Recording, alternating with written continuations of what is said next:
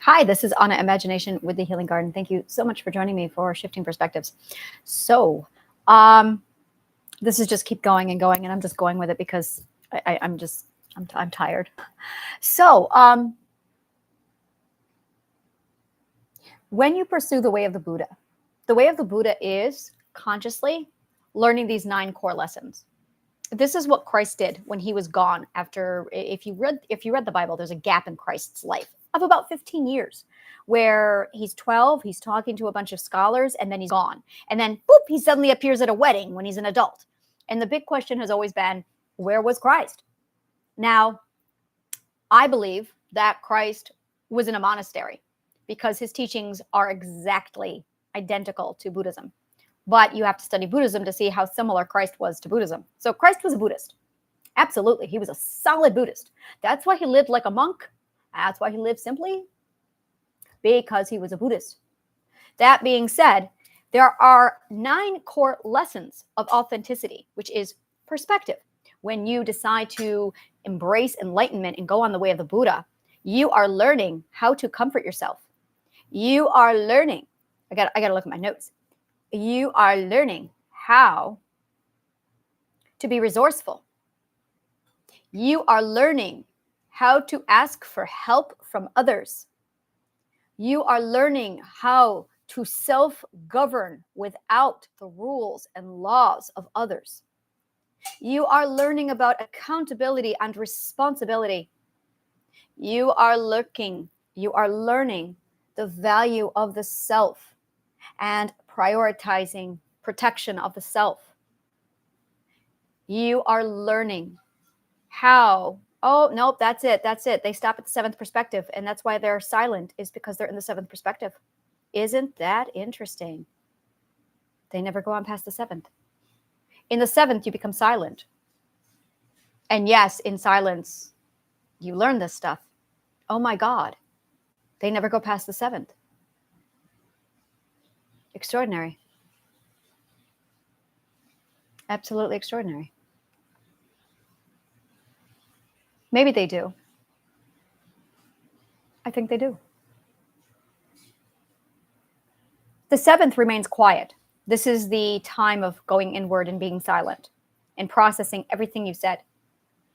And you suddenly learn the importance of holding your tongue, waiting before you speak, because you suddenly understand the impact words have. That's what Buddhism is about. That's what Christ is about. That's what Christianity, the real Christianity, is about. Are these 9 core lessons of authenticity. I chose to live the way of the Buddha a year ago when I gave up my job and I said I can't do it anymore, and I left the system. I pursued the way of the Buddha, completely unaware of what I was walking into. I just know that you embrace suffering. I studied a lot of Buddhism, and it was very much doing without. And I thought it was an increase of suffering, because when you increase your suffering, you increase your tolerance to suffering, quite like increasing your tolerance to pain. I thought it was about increasing the tolerance to pain. Thank you. But it's not increasing your pain tolerance or your suffering tolerance. It's about showing yourself that you can comfort yourself, that you can self-govern, that you are resourceful. It's one of the things I was saying to my partner. I want to learn self-reliance. And I can't learn self-reliance if people keep coming to rescue me.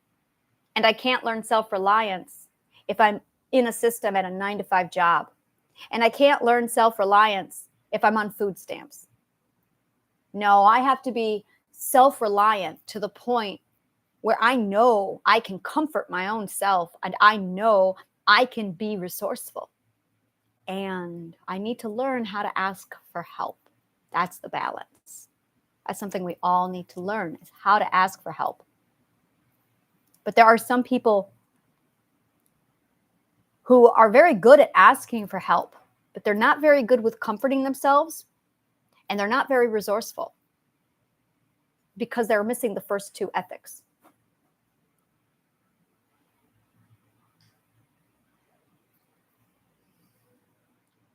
Learning that you are more important than rules and laws and that you can self-govern. Learning that you have the ability to self-govern without the rules and laws of other people. That's what almost a lot of baby boomers are stuck at. Baby boomers never learned that lesson. So the question is, of these 8 ethics, which ones have you learned? Which ones have you internalized? Which ones do you struggle with? Whichever ones you've had completely taken away from you results in your mental illness. Your mental illness is a prosthetic for your lack of an ethic, for your missing ethic. A mental illness is a prosthetic for a mental illness. I'm sorry, for an ethic.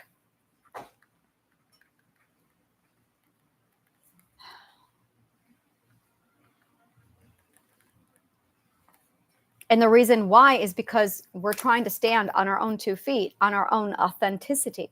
But we cannot stand on our own authenticity without these 8 core ethics. Technically, the first 6. The first 6 is authenticity. I have no idea where I'm going now. I have no idea where I'm going now. I'm in a completely different ballgame over here. This is different. 7, 8s, and 9s have a completely different journey. But we're consciously aware of the journey now. At the 6th perspective, you eat the apple. And at the 7th perspective, you are outside of the garden. And suddenly it's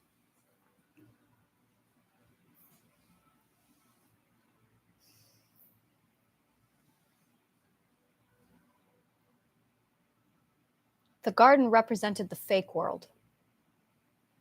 I believe that the Garden of Eden represented the fake world, which is why it looked so pretty. And I believe that they realized it was fake. I believe that the Garden of Eden represented the matrix, and they wanted the reality. They wanted the truth. I believe that when they ate of the fruit, they got to see the matrix. Therefore, Lizzie, which one is it? Red pill or blue pill? Which one shows you the matrix? Oh, you have ADHD. I'm sorry. No, it's okay. It's all right. I'm sorry. I'm sorry. I'm sorry. I have guilt. I can't remember.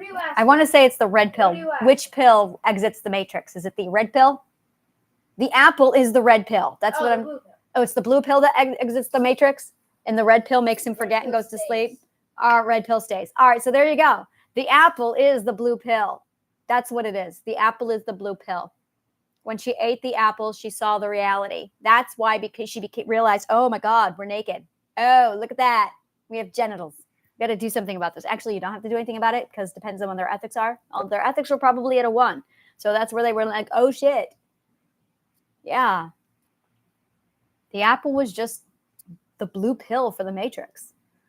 And then you wake up and you step out and you realize you're in the matrix. And that begins the journey. That's why in the beginning, ego created the heavens and the earth. I think my cat bit your chair. Cats. So yeah, that's it. I'm going to eat pancakes in front of you because I'm hungry and I got to think.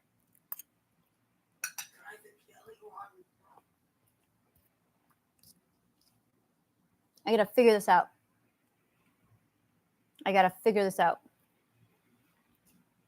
And I'm trying to figure out how to figure this out.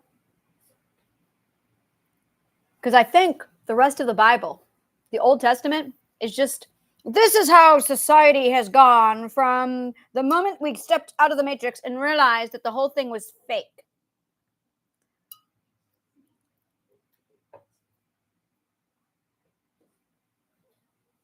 It's fake. It's fake. And then it begins the pursuit of the 9 core lessons of authenticity. That's what the Bible is about. The 9 core lessons of authenticity. That's where Job ended up. Job, I love Job. You get to Job,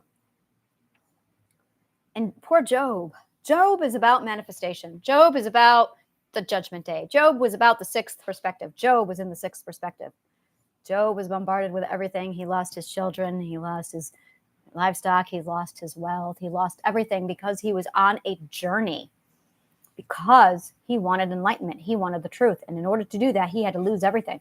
So he was manifesting. He was going toward his alignment. Job was aligning. Parental patience. That's what that was. So Job was aligning. And when Job was aligning, the shit that was thrown at him, it absolutely bombarded him and it tore him down. And he was steadfast because he was crossing from alignment over to the seventh perspective. And then the Bible ends. Like Job is, I want to look into this because I've been trying to figure this out for a long time. So you have God, who's ego, and you have the subconscious mind. Is it the subconscious mind? Is it the subconscious mind? Where's my story of Pandora? Because you have God and the devil gambling over Job. Oh, I see it now. Oh, this is finally making so much more sense. I wish I had my Bible. Oh, God, it pisses me off. All right, I got to think here. Because there's like a dare where the devil says he's going to shake. I dare you. He's going to shake. They are gambling on the fact that he is in the sixth perspective and he's not going to be steadfast. He's going to abandon his authenticity. He's not going to make it through to the seventh. And God says, no, I have faith in him. Ego says faith. Ego says faith, but the devil says doubt.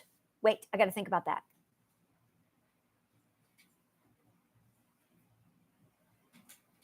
Is the devil fear?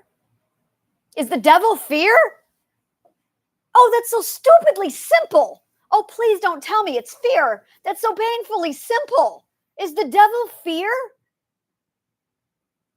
Okay, Christ, fasting for 40 days.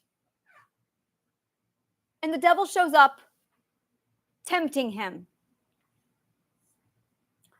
Christ is being tested. Christ is in the sixth and he's going on to the seventh. But he's got to suffer because you've got to be authentic to yourself. You must be self-reliant because it is a challenge of the self. And the devil shows up and says, I'll take care of you.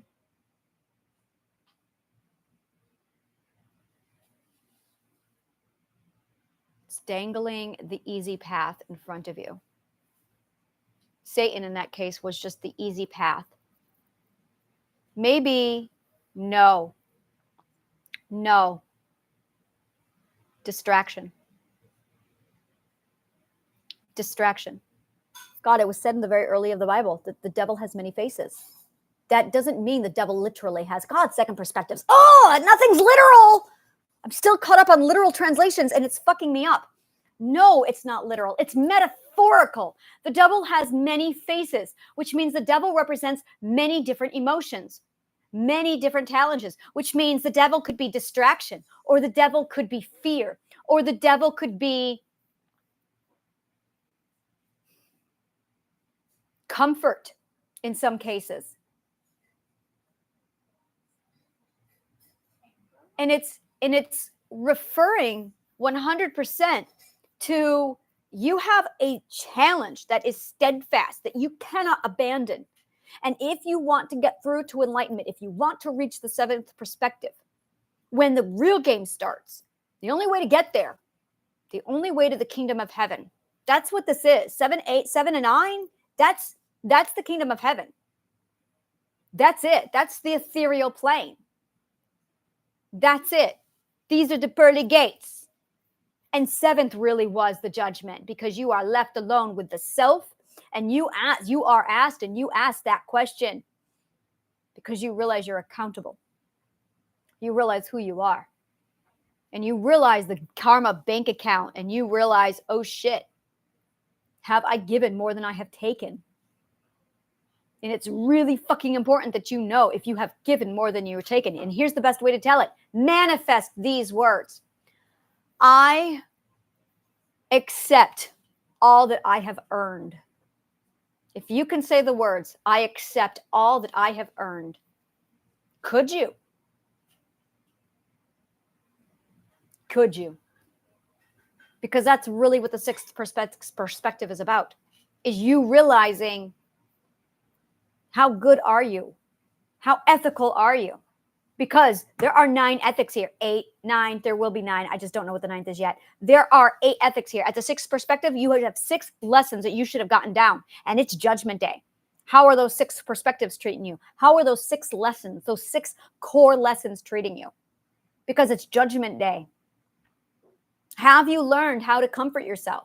Have you learned, oh God damn it, I don't have the right notes here. Have you learned how to be resourceful? Have you learned how to self-govern? How to ask for help? Have you learned how to be accountable for your actions? Have you learned responsibility? Have you learned how to protect yourself? Have you learned these 6 things? Because once you learn those 6 things, then authenticity is achieved.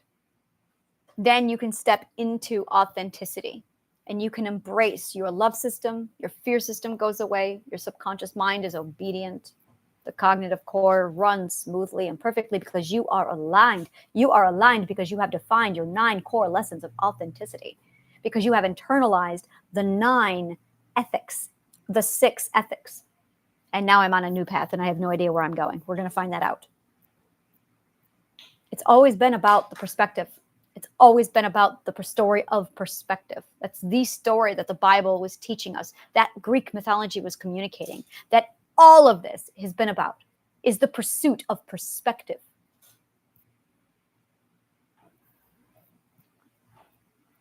And it's why we have mental illness. It's why we are in pain. It's why we are confused and lost. It's why 6 perspectives are going, oh my God, Mercury retrograde, it hurts. It is why. It's why you can't let go of your trauma. You can't let go of your trauma because so much. Because you don't know how to internalize what's been done to you, because you don't understand, because you don't have the big perspective to understand. And that's it. This is the big perspective. The answer to life, the universe, is everything is these perspectives. This is the shit that Nim and Fourth Perspective said, you know what? This is nice, but we're just going to shelve this. They shelved this. This has been collecting dust since the 1970s, and no one has touched it since. Don't trust the Fourth Perspective, because they haven't learned yet how to self-govern. They haven't learned accountability, and they haven't learned alignment. Don't trust a second perspective, because they don't know how to be resourceful. They don't know how to ask for help. They don't know how to self-govern. They don't know how to be responsible or accountable. That is not trustworthy. You should not trust somebody until they can be held, until they hold themselves accountable. People who can't hold themselves accountable are not trustworthy. Trust begins at the 5th perspective. I mean, you should not trust anybody who is less than 5th perspective, because there are 5 major ethical, moral rules here that are required for you to trust safely. Guess what? That boyfriend who abused you when you were 15 years old, that person never learned how to ask for help. He never learned how to be resourceful. He never learned how to comfort himself. He never learned how to self-govern. And that is who I chose to trust. Well, shame on me. That first husband that you thought was worthy to be the father of your children, well, he did not learn how to be resourceful. And he did not know how to ask for help. And he could not self-govern. And he certainly was not accountable. He could comfort himself. And that second husband that you thought was worthy, he could not comfort himself. He was not resourceful. He could not ask for help. He refused humility. He could not self-govern. Actually, he could self-govern, but at the expense of others. And he was absolutely unaccountable and irresponsible for all of it.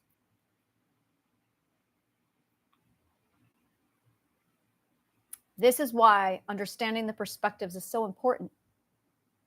So now when you sit down and you decide, okay, who's going to be my husband? Who's going to be my wife? Who's going to be allowed access to my bed? Who's going to be allowed to be in my circle of trust? Well, if they haven't learned the first 5 ethics, don't trust them. Now, you can learn all 5 of the ethics and then be abused, and someone can take one of those 5 ethics away from you, which is why it's really important that you get to the 7th perspective, which is valuing and needing communication. So at the 8th perspective, you can boundary set.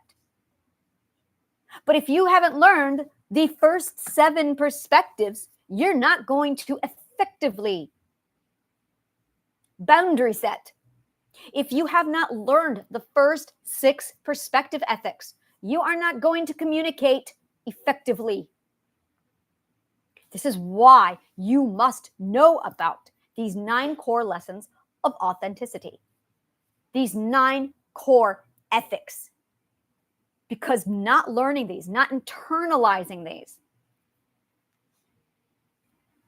I already started drawing maps up of if you have a child who struggles with the 3rd perspective, asking for help, then as a parent, you require your own boundary so that you do not project your ethical lesson onto the child. The child has to learn it and internalize it on their own.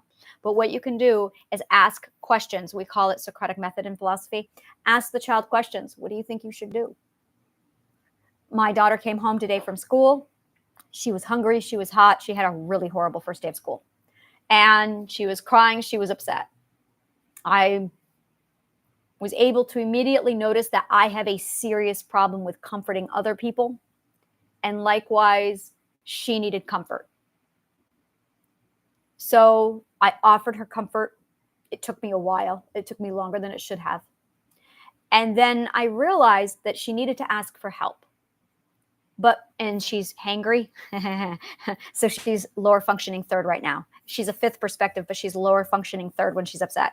And because she's tired and hungry and upset from a bad day at school, she dropped to that 3rd perspective, which meant she had to go back and relearn the lesson and re-internalize the lesson, which is you need to ask for help. You can be really strong with some of these ethics and really having weak problems with them. Like if you're a 5th perspective, you are going to struggle with accountability. You're not going to have any accountability at first. That's what the 5th perspective's goal is. You have to be learning accountability. But while you're learning accountability, you also need to keep practicing how to ask for help. So when you are low functioning, then it goes back to your second. So it goes back to the lower functioning perspective, which is your 3rd perspective in the 5th. So it means that when your 5th perspective, you're trying to learn accountability. You're trying to internalize that lesson. But when you get hangry, oh, no, it's time to ask for help. And it's revisiting humility. Once you get to the 6th perspective, you've mastered humility. Once you have gotten to the 6th perspective, you have internalized the lesson of asking for help. You're good to go. That's why you're at the 6th. It's because you have mastered the lower functioning perspective. I am a 9. So I am still learning how to master valuing communication. Yep, that is very true. Yes. Yeah, that is very true. I am still learning how to master communication. When I have a conflict with my feelings, I still have a feeling of, well, what do I do? What do I do? When the obvious answer is talk to X. And instead of talking to X, my go-to answer is sit down and think about it instead, because it's not my go-to answer yet. And that's internalizing. When your go-to answer is the ethic that you have to learn, that's it. That's it right there.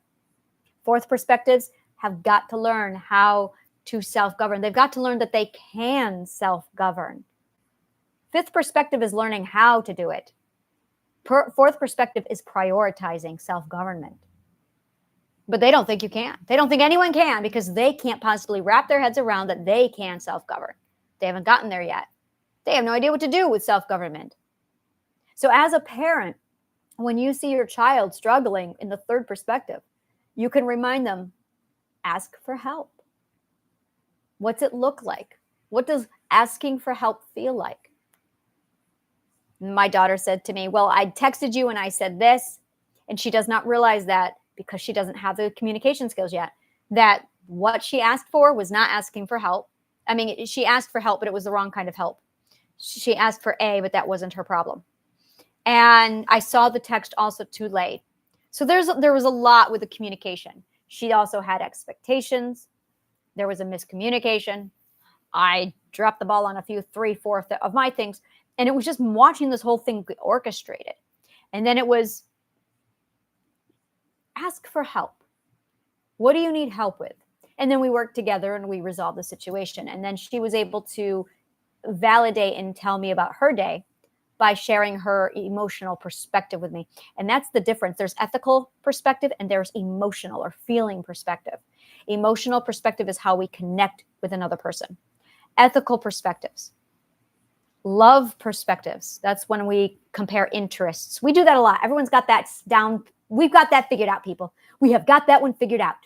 When we compare interests, we are comparing our identities. And that's the only one we've got down. That's the only one we're doing.